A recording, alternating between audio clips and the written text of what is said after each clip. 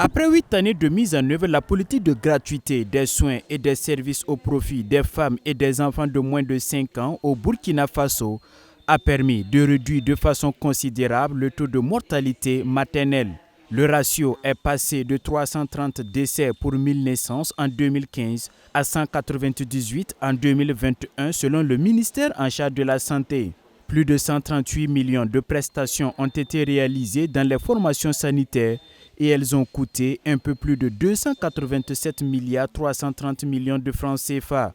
Face à la rareté des ressources financières, le département du Dr Kargougou a entrepris des réformes parmi lesquelles il y a l'harmonisation des tarifs de prestations dans les formations sanitaires. À Yalgado, par exemple, une césarienne pouvait être achetée à 55 000 francs pendant qu'à Samoussouro, elle est payée à 70 000 francs. Ce n'est pas normal que dans le même système de santé, nous ayons cette disparité. Donc nous avons travaillé à harmoniser les tarifs. L'autre réforme qui a été mise en place, c'est la digitalisation de la feuille de soins. Nous avons permis véritablement de réduire de façon drastique la facture liée à la gratuité des soins et c'est extrêmement important. Cette 8e rencontre bilan de la gratuité des soins est une occasion pour ces acteurs de la santé de se pencher également sur la dispensation individuelle nominative des médicaments au lit du malade. Une approche qui vise à faciliter la prise en charge des patients, rationaliser l'utilisation des médicaments et réduire les risques de rupture de certains produits.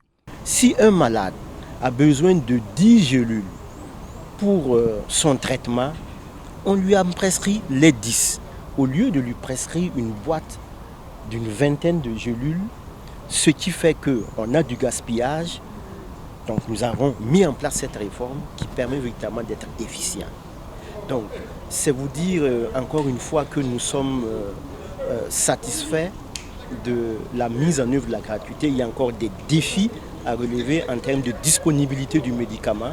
À cette insuffisance se greffent des cas de surfacturation, d'ordonnances fictives, de rupture de médicaments et des difficultés de remboursement des formations sanitaires. Et ces problèmes, c'est notamment les retards de paiement donc des formations sanitaires parce que justement, il n'y a pas assez de ressources. Donc il y a également le fait que dans beaucoup de formations sanitaires, il y a des ruptures en médicaments. Là, il n'y a pas assez d'argent parce que les besoins en santé sont très énormes et les ressources sont limitées.